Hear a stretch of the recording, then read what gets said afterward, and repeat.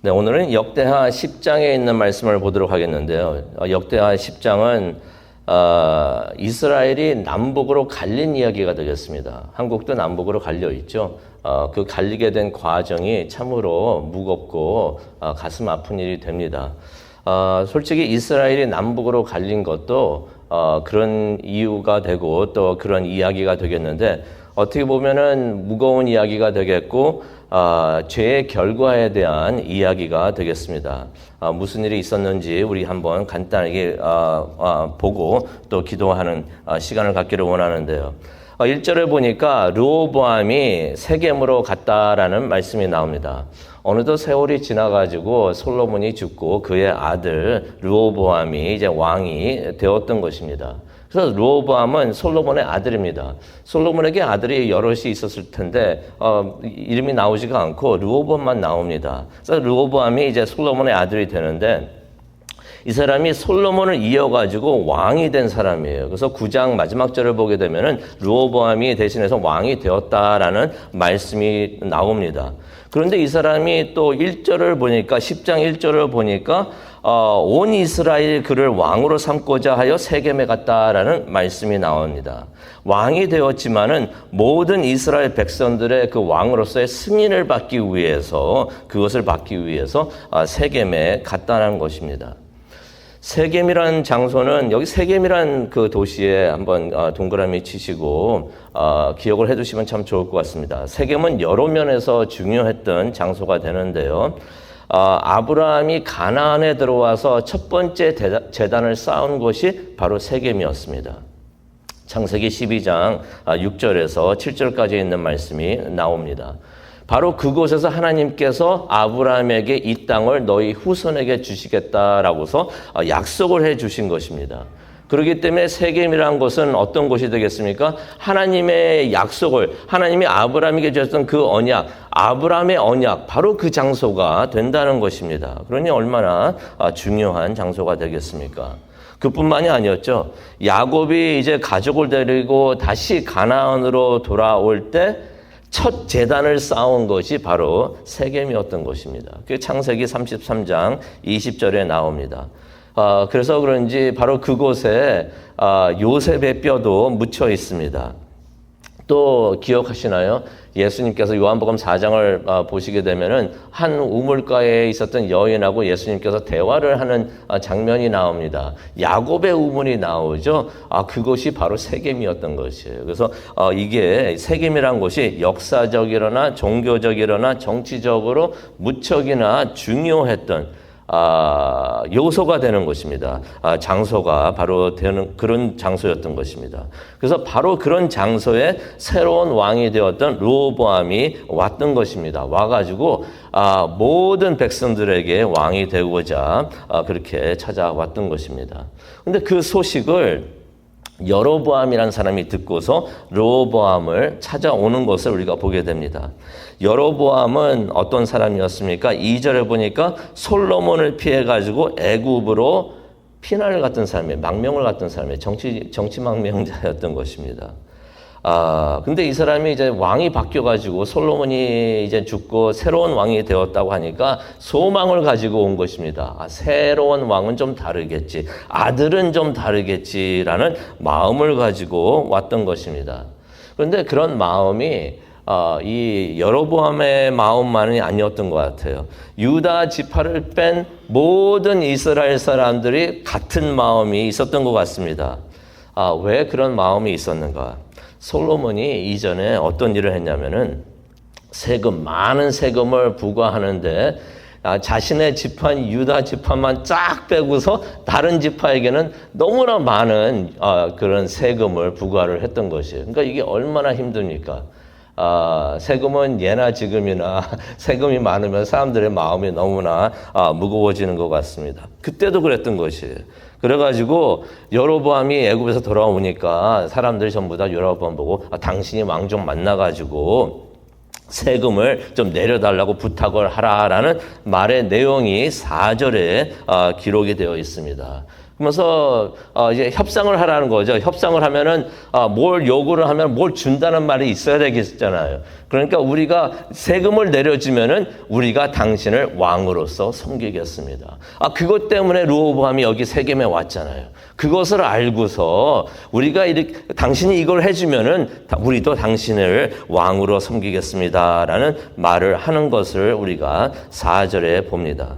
근데 르호보암이 그 협상을 안을 들은 다음에 여로보암에게 3일 뒤에 다시 오라고 합니다. 5절에 기록이 되어 있어요. 그런 다음에 이제 여러 사람들하고 이제 상의를 합니다. 잘한 일이죠.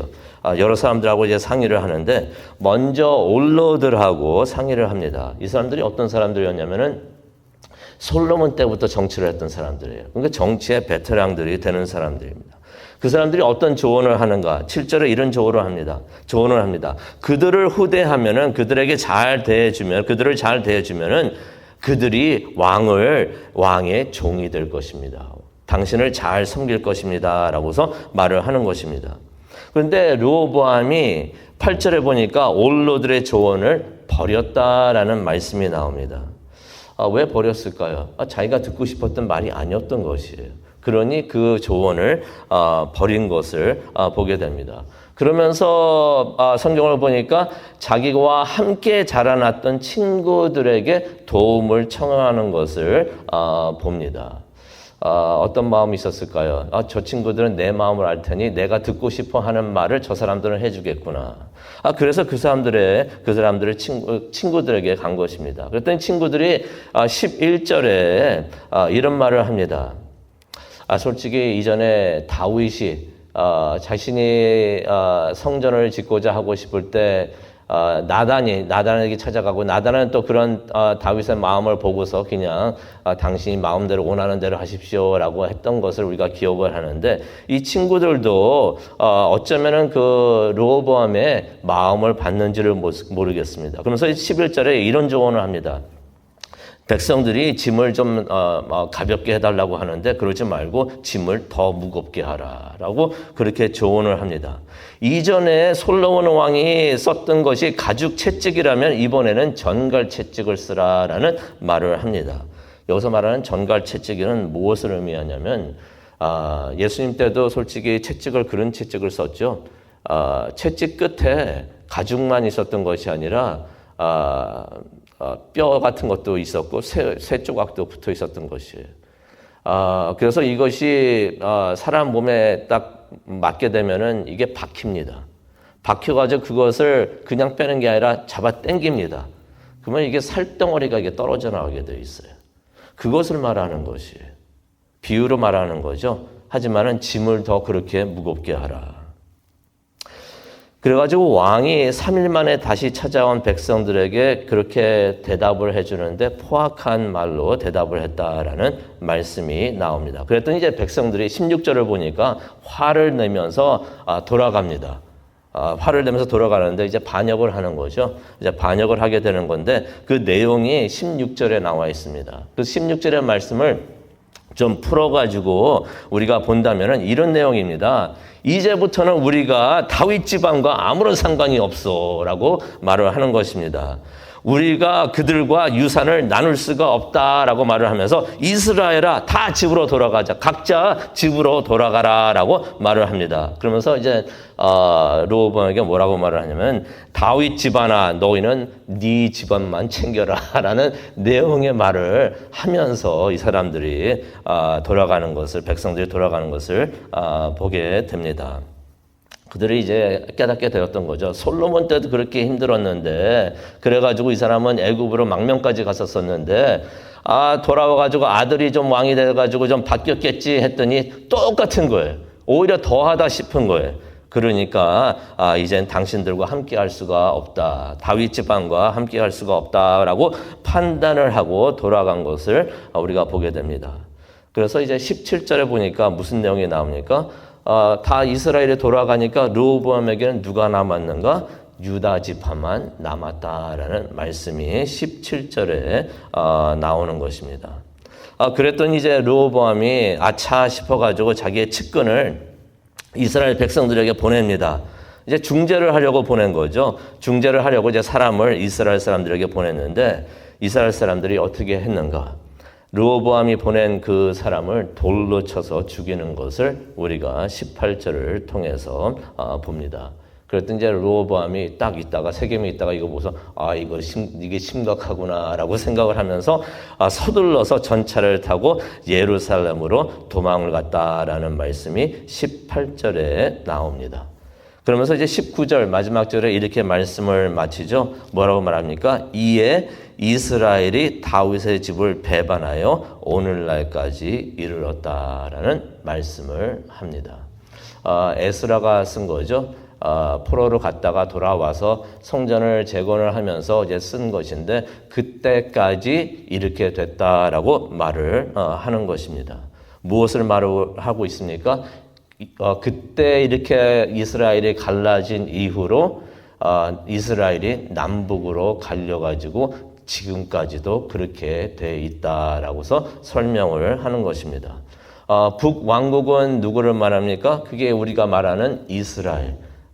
이스라엘을 우리가 남북으로 말할 때 북왕국을 우리는 이스라엘이라고 말을 하고 남왕국은 우리가 유다라고 말을 하는데 이렇게 해서 이것이 갈라지고 이렇게 남북으로 갈라졌다는 것을 우리가 오늘 말씀을 통해서 봅니다. 그런 생각이 들어요. 그랬으니 이 르호보암이 왕이 돼가지고 참 어리석었구나. 경험 부족이구나. 잘못된 조언을 들었구나 라고서 우리가 생각이 듭니다. 그런데 15절을 보니까 이런 말씀이 있습니다.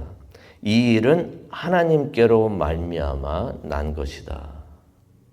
이 말은 더 풀이를 하면요. 더 언팩하게 되면은 어떤 의미가 되냐면요. 이 일이 이렇게 된 것은 다시 말해서 나라가 남북으로 갈리게 된 것은 하나님께서 하셨다는 것이에요. 르호보암의 잘못이었고 실수였고 그런가 보다라고서 생각을 했는데 그게 아니라는 것입니다. 겉으로 보면은 그렇게 보일 수가 있는데 이 15절에 보니까 이 일이 이렇게 된 것은 하나님께서 하신 것이다. 도대체 이게 무슨 말인가? 우리가 15절을 계속 보게 되면 이런 말씀이 나옵니다. 하나님께서 여로보암에게 하신 약속을 이루신 것이다 라는 내용의 말씀이 나옵니다. 하나님께서 여로보암 보고 네가 왕이 될 것이다. 북왕국 이스라엘을 네가 다스리게 될 것이다 라고 그 이전에 말씀을 하셨는데 그 일이 이루어지게 된 것이다 라고서 말씀을 해 주는 것입니다. 이 일을 또 우리가 이해하기 위해서는 좀 더 거슬러 올라가야 되는데 우리가 열왕기상 11장 29절과 33절 나중에 한번 읽어보시기 바랍니다. 그 말씀을 보게 되면은 어떤 내용이 나오냐면은 솔로몬이 우상을 섬긴 이유 때문에 이전에 솔직히 역대기는 에스라가 기록을 하면서 솔로몬의 잘못을 많이 기록을 하지는 않았어요. 하지만은 우리가 9장을 보면서도 솔로몬이 이제 빗나가고 있는 것을 우리가 봤고 또 그것을 우리가 잠시 보기도 했었었는데 솔로몬이 하나님께서 하지 말라는 것을 많이 했었습니다. 애굽에서 말도 가지고 오고 외국 여성들과 결혼도 많이 하면서 뭐 후궁까지 첩까지 다 합치면은 막 1000명까지 막 데리고 있으면서 하나님이 하지 말라고 그랬는데 외국 여자라서 그런 것이 아니라 이방 우상을 섬기는 이방 사람들이었기 때문에 하나님께서 그렇게 하지 말랐는데 이 솔로몬이 그렇게 지혜로웠던 솔로몬이 그것을 다 어겼던 것이에요. 그러면서 나중에 우리가 역사를 보게 되면은 솔로몬 자신도 우상을 섬기게 되는 것을 우리가 보게 됩니다. 그랬기 때문에 솔로몬이 우상을 섬긴 죄 때문에 이스라엘을 두 왕국으로 나누어서 하나님께서 벌을 주신다라는 내용의 말씀이 열왕기상 11장 29절에서 33절로 나온 것을 우리가 보게 됩니다. 결국 일이 이렇게 된 것은 르호보암 때문이 아니었고 솔로몬의 죄 때문이었다는 것을 우리가 다시 한번 기억을 합니다. 이것을 좀 더 깊게 들어가면은 죄 때문이라는 거죠. 꼭 솔로몬만이 아니라 모든 이스라엘의 죄 때문에 이렇게 나라가 갈라지게 되었다라는 것을 우리가 보게 됩니다. 오늘 이 말씀을 생각을 하면서 우리가 기도하는 시간을 갖기를 원하는데요. 이런 생각을 해봅니다. 혹시 우리가 죄의 결과로 하나님의 벌을 마주하게 된다면 어떻게 해야 하겠는가? 그런 생각을 해봅니다. 우리가 죄 때문에 하나님의 벌을 받게 된다면 그것도 하나님이 하시는 일인데 그것도 하나님이 하시는 일인데 피할 수가 있을까? 그런 생각을 해봅니다. 하나님이 하시는 일이라면 그것까지도 받아들이고 하나님 앞에 나와서 겸손해야 되지 않겠는가? 그렇게 생각을 합니다. 그러면서 하나님의 은혜를 기다려야 하지 않겠는가? 하나님께서 벌 주시는데 그걸 누가 맡겠습니까? 어디로 도망을 가겠습니까? 그냥 하나님 앞에 나와서 겸손하게 하나님한테 회개를 하면서 은혜를 기다려야 되는 것이 아닌가 생각을 해봅니다. 그러면서 역대하 7장 14절의 말씀이 기억이 납니다. 이 말씀 기억하시죠? 솔로몬이 이전에 성전을 지으면서 하나님께 바치면서 기도했던 것이 우리가 죄를 지어가지고 그랬을 때 우리가 하나님 앞에 나와서 이 성전에 나와서 하나님께 기도를 하면 회개를 하면은 하나님 용서해 주시옵소서라고 솔로몬이 그렇게 기도를 했을 때 하나님께서 주신 답이 바로 역대하 7장 14절이 됩니다. 하나님께서 뭐라고 말씀하십니까? 내 백성들이 악한 길에서 돌이켜 스스로 낮아져 기도하여 내 얼굴을 찾으면 내가 하늘에서 듣고 그들의 죄를 용서하며 그들의 땅을 고칠 것이다. 이것도 하나님의 약속인 것이에요. 하나님의 약속인 것입니다.